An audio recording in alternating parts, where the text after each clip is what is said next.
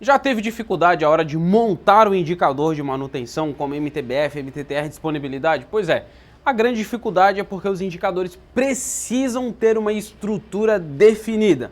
Fica comigo no vídeo de hoje que nós vamos falar sobre como montar indicadores realmente eficientes. O que são indicadores? Então aqui eu tenho uma definição bem ampla para a gente entender exatamente o que são esses indicadores.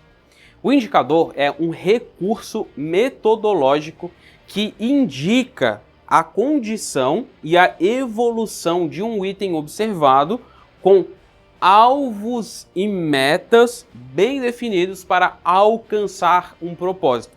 Então ele é uma metodologia que a gente vai observar alguma coisa, certo? E esse indicador ele vai indicar ou ele vai nos orientar em relação à condição de algo que a gente está observando. E para a gente ter essa condição, essa evolução, esse histórico, a gente precisa comparar isso com alvos e metas. E alvos e metas estão sempre relacionados a um objetivo, a um propósito. Então olha que interessante, ó.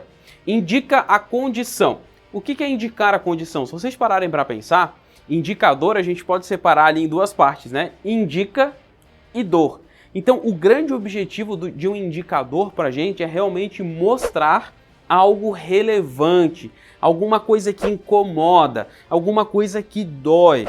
Não adianta a gente fazer um indicador de algo que é super bom, que está sempre legal, que está tudo certo ou que não é relevante. O indicador ele tem que mostrar para a gente algo que é relevante, tá?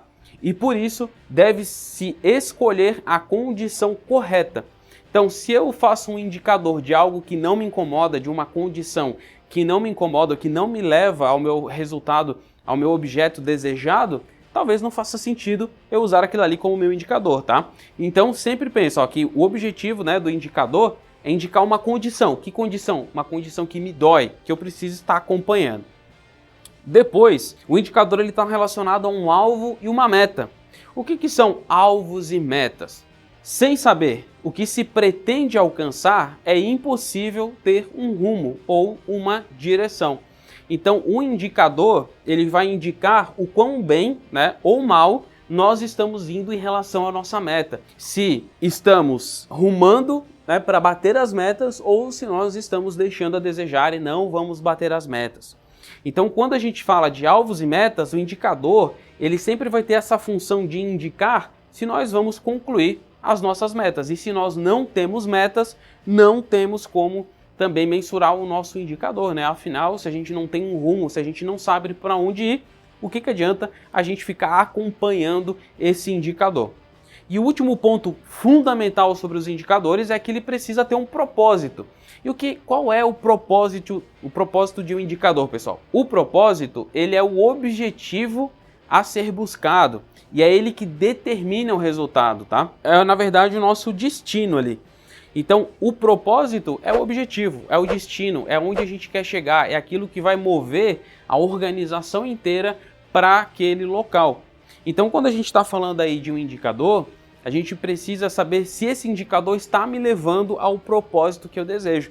A gente vê que muitas empresas que a gente trabalha, primeiro, faltam metas claras e objetivas, e outra, às vezes a empresa não sabe qual é o seu propósito. E quando eu falo empresa, entendam que como a gente está trabalhando aqui gestão da manutenção, eu estou falando do próprio setor de manutenção. Qual que é o propósito do setor de manutenção em nossa empresa? Qual que é a missão do setor de manutenção? Quais são os valores? O que vocês querem? Aonde que o setor de manutenção pretende chegar? Quais são os objetivos a serem entregues? O que a organização precisa da gestão da manutenção?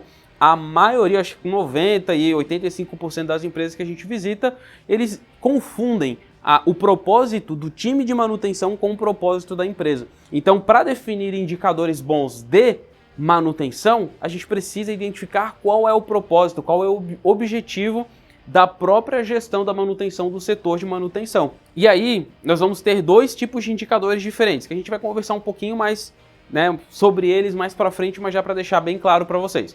Nós temos indicadores direcionadores, eles monitoram a causa antes do efeito e caracterizam-se pela possibilidade de alterar o curso para o alcance de um resultado. Esses aqui são indicadores que a gente chama de indicadores drivers, tá? A gente acompanha eles para saber se nós estamos aí tendo um impulso, se nós estamos indo, se as coisas estão acontecendo para a gente atingir os nossos resultados. E claro, tem o indicador de resultado. O indicador de resultado, ele monitora o efeito e não permite mais alterar um dado resultado. Ou seja, aqui é um indicador que já foi fechado, é um indicador com base no passado, e esses indicadores direcionadores, eles são indicadores às vezes feitos em tempo real, de tempos em tempos, onde a gente tem acesso e a gente consegue ir monitorando esses indicadores para ir fazendo ajustes ao longo do tempo. Enquanto indicadores de resultado, eles estão falando ali sobre um período que já aconteceu.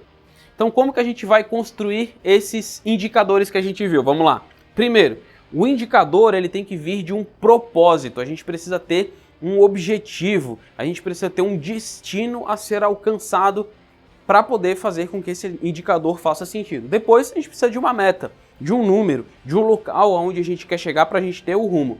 A gente vai estar sempre monitorando uma condição e um outro ponto aqui é que a gente precisa calcular esse indicador, ele precisa ser calculável, precisa ser algo que a gente consegue metrificar, beleza? Então qual que é a cara de um indicador? O indicador ele vai ter essa cara assim, ó, vai ser um gráfico geralmente, tá? Então a gente vai ter o eixo vertical, tá?